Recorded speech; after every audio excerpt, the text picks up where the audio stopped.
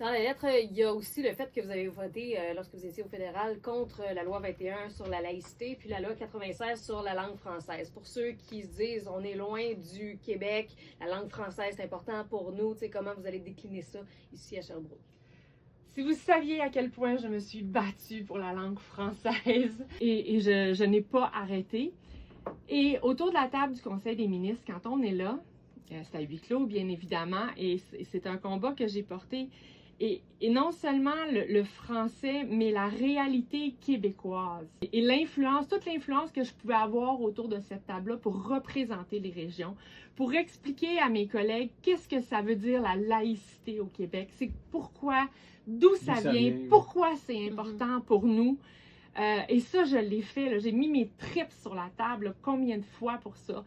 Alors ça, c'était mon rôle. Et si j'avais claqué la porte quand la décision à la fin des courses était pas ce que j'aurais souhaité, ben ça veut dire que la semaine d'après, là, cette voix-là, là, ces tripes québécoises-là, là, il n'y aurait pas eu autant de monde, il y aurait eu ma voix en moins pour représenter ma région, puis pour que les collègues cheminent dans leur compréhension du Québec, qui n'est pas toujours facile, évidemment, que les collègues de l'Ouest ou les collègues qui arrivent d'autres origines, malgré leurs bonnes intentions, puis qui essayent de nous comprendre, puis qui n'y arrivent pas.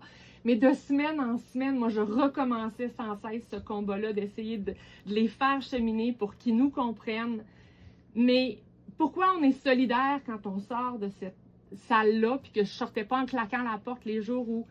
Parce que souvent, j'avais une influence certaine, puis je faisais changer des décisions, ou les décisions venaient dans le sens que je souhaitais.